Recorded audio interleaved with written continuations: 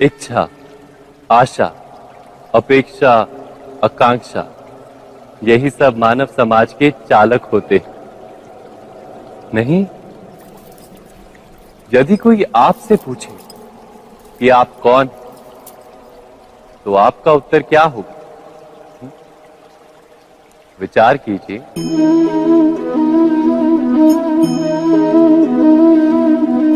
आप तुरंत ही ये जान पाएंगे कि आपकी इच्छाएं ही आपके जीवन की व्याख्या है। कुछ पाने से मिली सफलता, कुछ ना पाने से मिली निष्फलता ही आपका परिचय। अधिकतर लोग ऐसे जीते हैं कि स्वयं भीतर से मरते रहते हैं, किंतु अपनी इच्छाओं को नहीं मार पाते। इच्छाएं उन्हें दौड़ाती हैं जिस प्रकार मृग तृष्णा मृग को दौड़ाती। परंतु इन्हीं इच्छाओं के गर्भ में ही ज्ञान का प्रकाश भी। कैसे? जब इच्छाएं अपूर्ण रहती और टूटती, तब वहीं से ज्ञान की किरण प्रवेश करती है मनुष्य के हृदय। ना, ये कथा नहीं है केवल इच्छाओं के संघर्ष की, नहीं है केवल महत्वाकांक्षाओं से जन्म लेने वाले भयावह रक्तपात। ये कथा है इच्छाओं के गर्भ से उदित होते हुए ज्ञान की।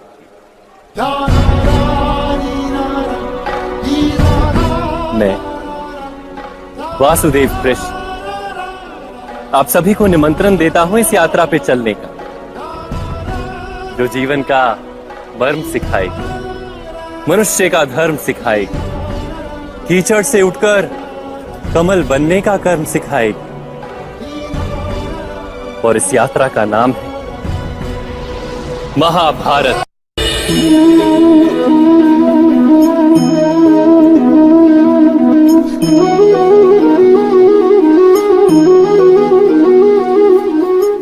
संतानों के भविष्य को सुख से भरने का प्रयत्न करना, यही हर माता पिता का प्रथम कर्तव्य होता है, जिन्हें आप इस संसार में लाएं और जिनके कर्मों से ये जगत आपका भी परिचय पाएगा भविष्य में। उनके भविष्य के सुख की योजना करने से अधिक महत्व और हो भी क्या सकता है। किंतु सुख और सुरक्षा, क्या ये मनुष्य के कर्म? जो माता पिता अपने संतानों के भविष्य की चिंता करते हैं, उनकी संतानों को कोई लाभ नहीं होता। किंतु जो माता पिता अपने संतानों के भविष्य की नहीं, उनके चरित्र का निर्माण करते हैं, उन संतानों की प्रशस्ति समस्त संसार करता है। स्वयं विचार कीजिए।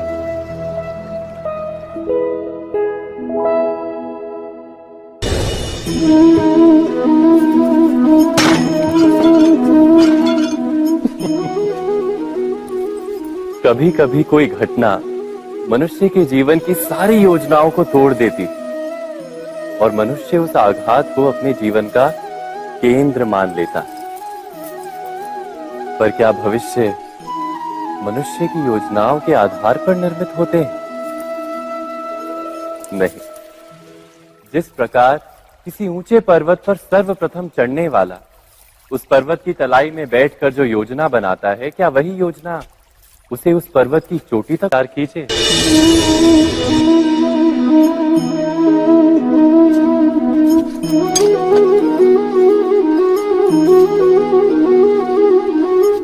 भविष्य का दूसरा नाम है संघर्ष।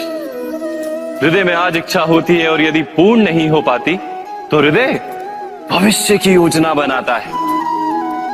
भविष्य में इच्छा पूर्ण होगी ऐसी कल्पना करता रहता है, किंतु जीवन ना तो भविष्य में है ना अतीत में। जीवन तो इस क्षण का नाम, अर्थात इस क्षण का अनुभव ही जीवन का अनुभव। पर हम ये जानते हुए भी इतना सा सत्य समझ नहीं पाते। या तो हम बीते हुए समय के स्मरणों को घेर कर बैठे रहते हैं, या फिर आने वाले समय के लिए हम योजनाएं बनाते रहते हैं। और जीवन जीवन बीत जाता है। एक सत्य यदि हम हृदय में उतार लें कि ना हम भविष्य देख सकते हैं, ना ही भविष्य निर्मित कर सकते हैं, हम तो केवल धैर्य और साहस के साथ भविष्य को आलिंगन दे सकते हैं, स्वागत कर सकते हैं भविष्य का। तो क्या जीवन का हर पल जीवन से नहीं भर जाएगा? स्वयं विचार कीजिए। पूर्वजों की इच्छा, आशा, महत्वाकांक्षा, क्रोध, बैर, प्रतिशोध, यही सब आने वाली पीढ़ी की धरोहर बनते हैं। माता पिता अपनी संतानों को देना तो चाहते हैं समस्त विश्व का सुख, पर देते हैं अपनी पीड़ाओं की संपत्ति। देना चाहते हैं अमृत, पर साथ ही साथ विष का घड़ा भी भर देते हैं। आप विचार कीजिए, आपने अपनी संतानों को क्या दिया आज तक? अवश्य प्रेम, ज्ञान, संपत्ति आदि दिए, पर क्या साथ ही साथ उनके मन को मैल से भर देने वाले पूर्व ग्रह नहीं दिए? अच्छे बुरे की पूर्व निर्धारित व्याख्याएं नहीं दी? व्यक्ति का व्यक्ति के साथ, समाजों का समाजों के साथ, राष्ट्र का राष्ट्र के साथ संघर्ष क्या इन्हीं पूर्व ग्रहों से निर्मित नहीं होते? हत्या, मृत्यु, रक्तपात क्या इन्हीं पूर्व ग्रहों से नहीं जन्मते? अर्थात माता पिता अपनी संतानों को जन्म के साथ मृत्यु का दान भी देते हैं। प्रेम के प्रकाश के साथ साथ घृणा का अंधकार भी देते हैं, और अंधकार मन का, हृदय का हो या वास्तविक हो, उससे केवल भय प्राप्त होता है, केवल भय। स्वयं विचार कीजिए।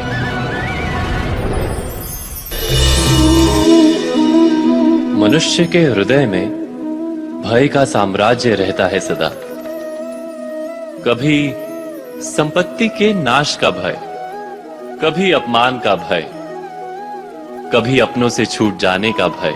इसीलिए भय का होना सबको स्वाभाविक ही लगता है। क्या कभी विचार किया है, जो स्थिति अथवा वस्तु भय को जन्म देती है, क्या वहीं से वास्तव में दुख आता है? नहीं, ऐसा तो कोई नियम नहीं। और सबका अनुभव तो ये बताता है कि भय धारण करने से भविष्य के दुख का निवारण नहीं होता। भय केवल आने वाले दुख की कल्पना मात्र ही है, वास्तविकता से इसका कोई संबंध नहीं है। तो क्या ये जानते हुए भी कि भय कुछ और नहीं, केवल कल्पना मात्र ही है, इससे मुक्त होकर निर्भय बन पाना क्या बहुत कठिन है? अवश्य विचार कीजिएगा।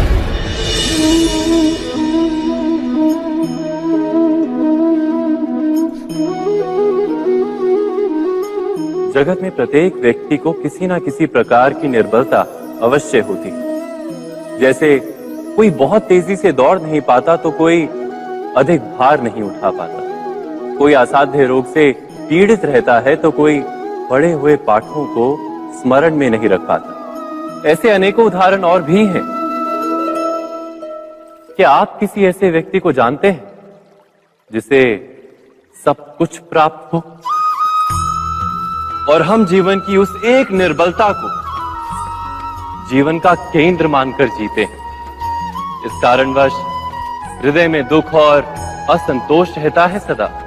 निर्बलता मनुष्य को जन्म से अथवा संजोग से प्राप्त होती है, किंतु उस निर्बलता को मनुष्य का मन अपनी मर्यादा बना लेता है। किंतु कुछ व्यक्ति ऐसे भी होते हैं जो अपने पुरुषार्थ और श्रम से उस निर्बलता को पराजित कर देते हैं। क्या भेद है उनमें और अन्य लोगों में? क्या आपने कभी विचार किया है? सरल सा उत्तर है इसका। जो व्यक्ति निर्बलता से पराजित नहीं होता, जो पुरुषार्थ करने का साहस रखता है हृदय में, वो निर्बलता को पार कर जाता है। अर्थात निर्बलता अवश्य ईश्वर देता है, किंतु मर्यादा मनुष्य का मन ही निर्मित करता है। स्वयं विचार कीजिए।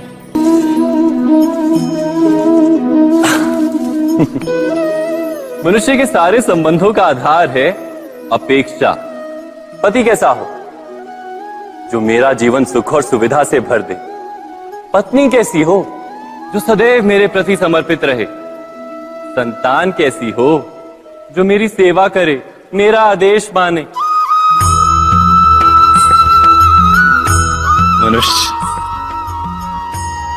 मनुष्य उसी को प्रेम भी कर पाता है जो उसकी अपेक्षा पूर्ण करता है। और अपेक्षा की तो नियति है भंग होना। कैसे? क्योंकि अपेक्षा मनुष्य के मस्तिष्क में जन्म लेती है। कोई अन्य व्यक्ति उसकी अपेक्षाओं के बारे में जान ही नहीं पाता। पूर्ण करने की प्रामाणिक इच्छा हो तब भी कोई मनुष्य किसी की अपेक्षाओं को पूर्ण नहीं कर पाता, और वहां से जन्म लेता है संघर्ष। सारे संबंध संघर्ष में परिवर्तित हो जाते। पर मनुष्य अपेक्षा को संबंध का आधार ना बनाए और स्वीकार करे केवल संबंध का आधार, तो क्या ये जीवन स्वयमेव सुख और शांति से नहीं भर जाएगा? स्वयं विचार कीजिएगा।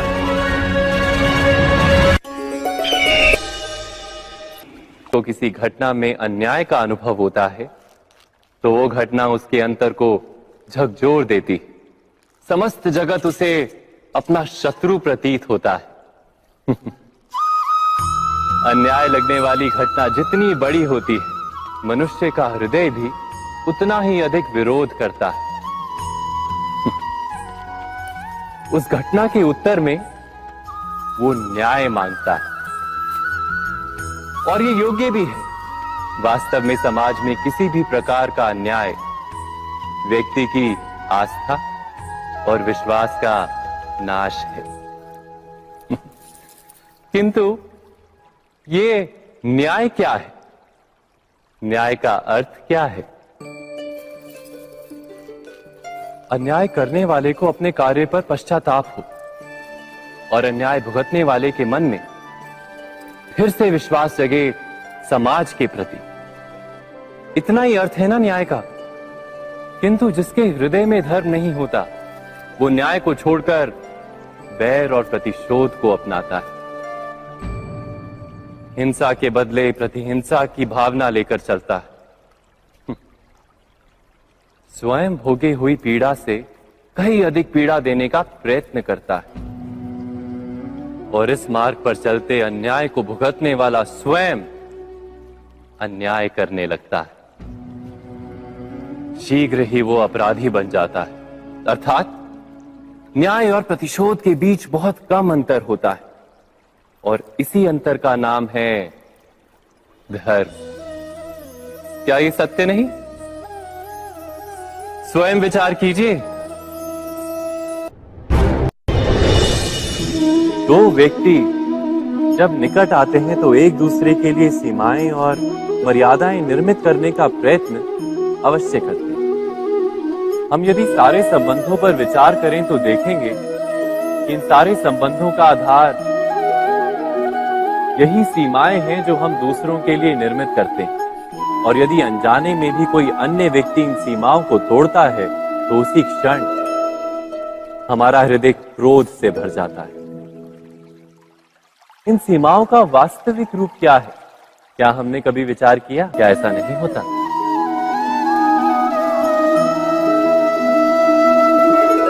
पर यदि एक दूसरे की स्वतंत्रता का सम्मान किया जाए तो किसी मर्यादाओं या सीमाओं की आवश्यकता ही नहीं होती। अर्थात जिस प्रकार स्वीकार किसी संबंध का देह है, क्या वैसे ही स्वतंत्रता किसी संबंध की आत्मा नहीं? स्वयं विचार की। हम भूल ही जाते हैं। कौन से प्रश्न? प्रथम प्रश्न, क्या समय के साथ प्रत्येक मार्ग बदल नहीं जाते? क्या समय सदा ही नई चुनौतियों को लेकर नहीं आता? तो फिर बीते हुए समय के अनुभव नई पीढ़ी को किस प्रकार लाभ दे सकते हैं? दूसरा प्रश्न, क्या प्रत्येक संतान अपने माता पिता की छवि होता है? हाँ, संतानों को संस्कार तो अवश्य माता पिता देते हैं, किंतु भीतर की क्षमता तो ईश्वर देते हैं। तो जिस मार्ग पर पिता को सफलता मिली है, विश्वास है कि उसी मार्ग पर उसकी संतानों को भी सफलता और सुख प्राप्त होगा।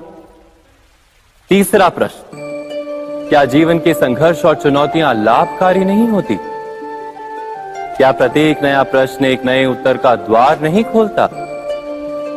तो फिर संतानों को नए नए प्रश्नों, संघर्षों और चुनौतियों से दूर रखना, ये उनके लिए लाभ करना कहलाएगा या हानि पहुंचाना?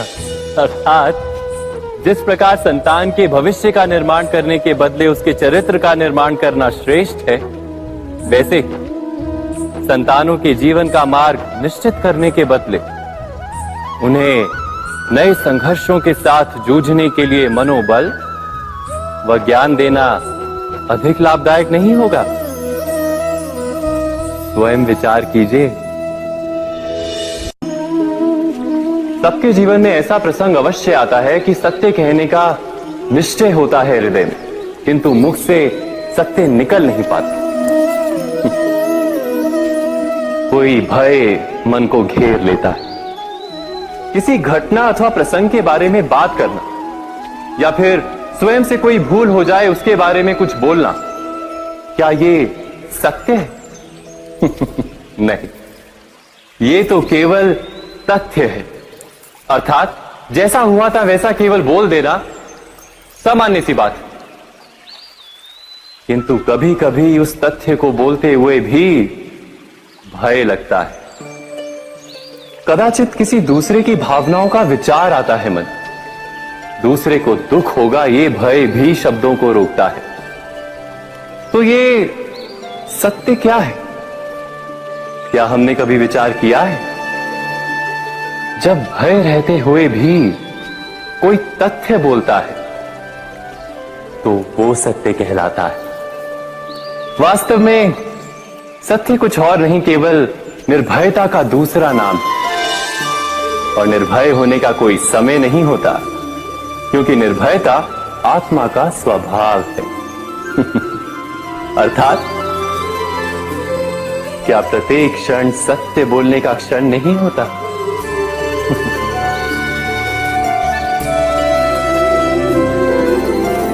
स्वयं विचार कीजिए। जब भी किसी की आशा और इच्छा भंग होती है तो उसका हृदय क्रोध से भर जाता है। जिस व्यक्ति को वो अपना अपराधी समझता है उसे दंड देने का प्रयत्न करता है। पर क्या हमारी इच्छा या आशा का भंग होना क्या सदा ही किसी का अपराध होता है?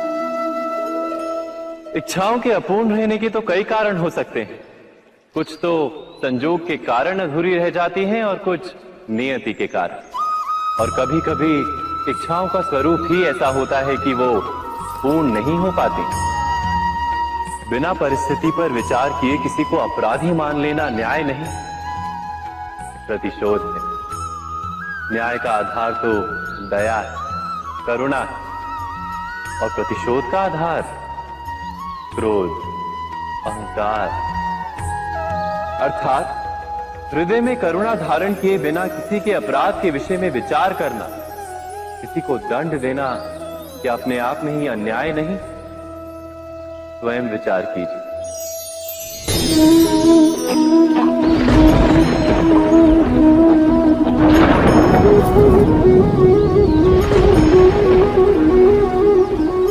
सपनों और पूर्वाभासों के आधार पर हम भविष्य के सुख दुख की कल्पना करते हैं।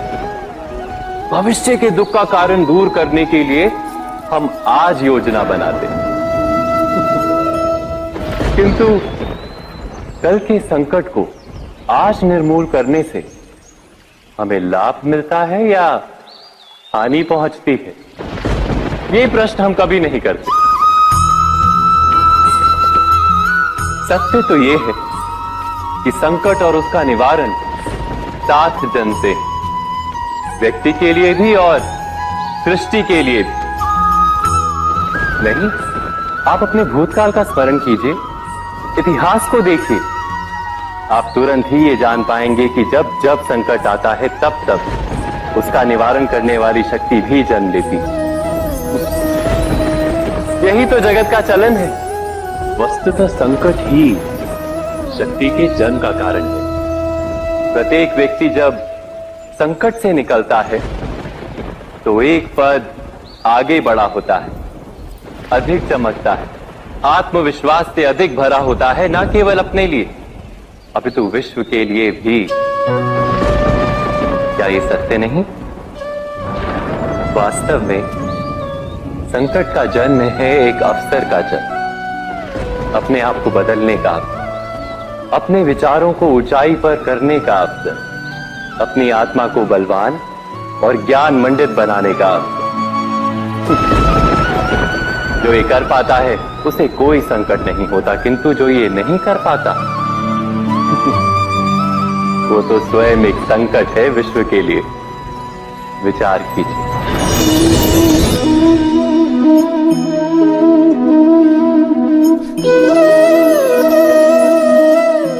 परंपरा में धर्म बसता है और परंपराएं ही धर्म को संभालने का कार्य करती हैं, ये सत्य है। पर क्या केवल परंपरा ही धर्म है? विचार कीजिए।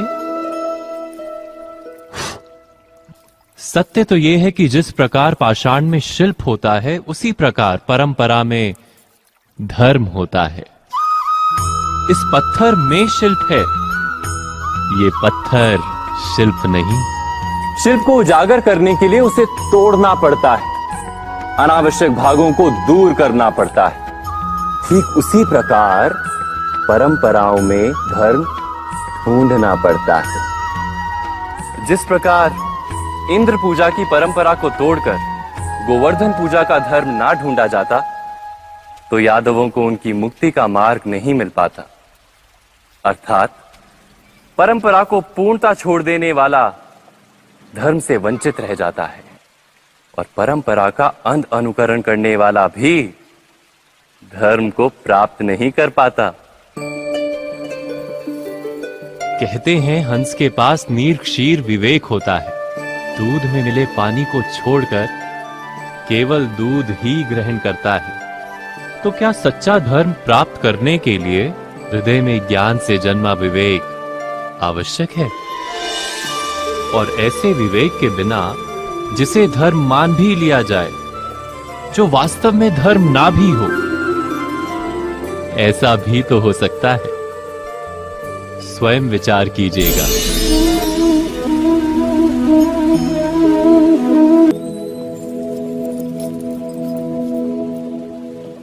भविष्य के आधार पर सब आज का निर्णय लेना चाहते हैं। भविष्य में सुख मिले, भविष्य सुरक्षित हो, ऐसे निर्णय आज लेने का प्रयत्न रहता है सबका। आप अपने जीवन को देखिए, क्या आपके अधिकतर निर्णय के पीछे भविष्य का विचार नहीं होता? और हो भी क्यों ना, अपने जीवन को सरल और सुखमय बनाने का प्रयत्न करने का अधिकार सबका है। पर भविष्य तो कोई नहीं जानता, केवल कल्पना ही की जा सकती है। तो जीवन के सारे महत्वपूर्ण निर्णय कल्पनाओं के आधार पर ही करते हैं हम। क्या निर्णय करने का कोई तीसरा मार्ग हो सकता है? विचार कीजिए। सारे सुखों का आधार धर्म है और वो धर्म मनुष्य के हृदय में बसता है। तो प्रत्येक निर्णय से पूर्व स्वयं अपने हृदय से ये प्रश्न अवश्य पूछ लेना कि ये निर्णय स्वार्थ से जन्मा है या धर्म से? क्या इतना पर्याप्त नहीं? भविष्य के बदले धर्म का विचार करने से क्या भविष्य अधिक सुखपूर्ण नहीं होगा? स्वयं विचार कीजिए। व्यक्ति को जब उसके अपराध का दंड मिलता है, तब कभी कभी उस न्याय को देखकर मन कचोटता है। प्रश्न उठता है हृदय में कि जब वो अपराध हुआ था, तब व्यक्ति भिन्न था। उसके पश्चात उसने इतने पश्चाताप किए, स्वयं में इतना परिवर्तन किया, फिर उसे दंड क्यों मिले? पर जहां आघात होता है, वहां प्रत्याघात भी होता है। जैसा कर्म वैसा फल।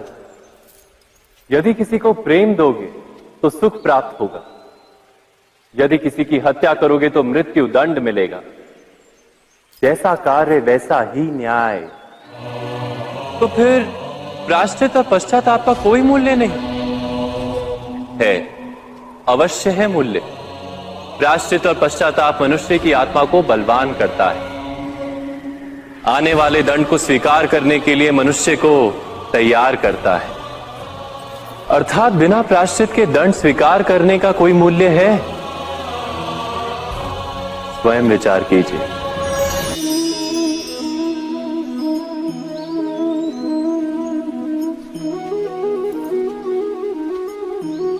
जब अपने किसी अच्छे कार्य के उत्तर में दुख प्राप्त होता है, अथवा किसी को उसके दुष्ट कार्य में सुख मिलता है, तो मन अवश्य ये विचार करता है कि अच्छा कार्य करने का, धर्म के मार्ग पर चलने का तात्पर्य क्या है। पर दुष्ट आत्मा को क्या प्राप्त होता है, ये भी देखिए। दुष्टता करने वाला हृदय सदा चंचल रहता है, अकुलाता रहता है। मन में सदा नए नए संघर्ष उत्पन्न होते हैं। अविश्वास उसे जीवन भर दौड़ाता है। क्या ये सुख? जबकि धर्म पे चलने वाले, अच्छा कार्य करने वाले, सच्चरित्र व्यक्ति का हृदय शांत रहता है। परिस्थितियां उसके जीवन के सुख में बाधा नहीं बनती। समाज में सम्मान और मन में संतोष रहता है सदा। अर्थात अच्छा बर्ताव भविष्य में किसी सुख का मार्ग नहीं। अच्छा बर्ताव स्वयं सुख, अथवा बुरा बर्ताव भविष्य में किसी दुख का मार्ग नहीं। अधर्म उसी क्षण दुख उत्पन्न करता है। धर्म से सुख नहीं, धर्म स्वयं।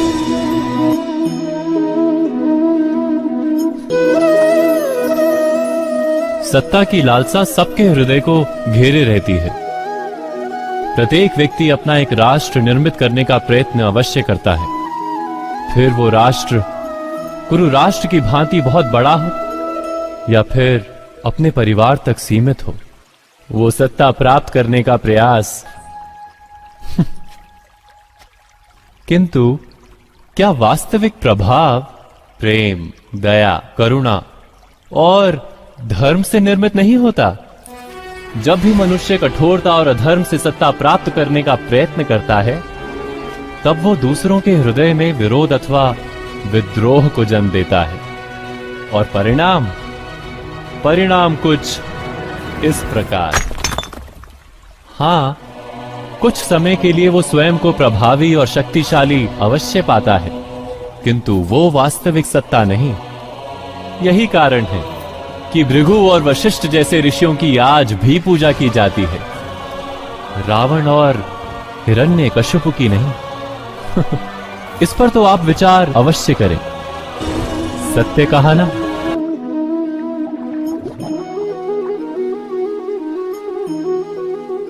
इस संसार में आने वाला प्रत्येक बालक संपूर्णतः संस्कार रहित होता है। उसके अंतर पर ना किसी अच्छे संस्कार के चिन्ह अंकित होते हैं, ना ही बुरे संस्कार के। अर्थात जन्म से बालक में ना कोई गुण होता है और ना ही कोई दोष। तो ये दोष अथवा गुण किस प्रकार प्राप्त होते हैं? क्या हमने कभी विचार किया है? जो बात माता पिता के मुख से निरंतर सुनी जाती है, वही बात उनकी संतानों के हृदय का संस्कार बनती है। जैसे किसी गांव में नदी तट तक एक पगडंडी बन जाती है केवल उस मार्ग पर बार बार चलने के कारण। अर्थात माता पिता के हृदय की इच्छाएं उनकी संतानों के हृदय का दोष अथवा गुण बनकर जन्म लेती हैं। क्या ये सत्य नहीं? पर फिर भी जब उनकी संतानों में कोई दोष दिखाई देता है तो माता पिता आश्चर्य और दुख से भर जाते हैं। माता पिता का हृदय ये प्रश्न करता है कि उनकी संतानों में ये कुसंस्कार आए कहां से।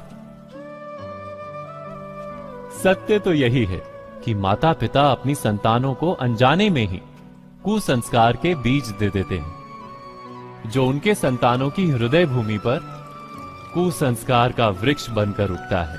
अर्थात अपनी संतानों को सुसंस्कारी और धर्ममय बनाने की आशा रखने वाले प्रत्येक माता पिता को प्रथम अपने हृदय की इच्छाओं पर अंकुश रखना क्या अनिवार्य नहीं?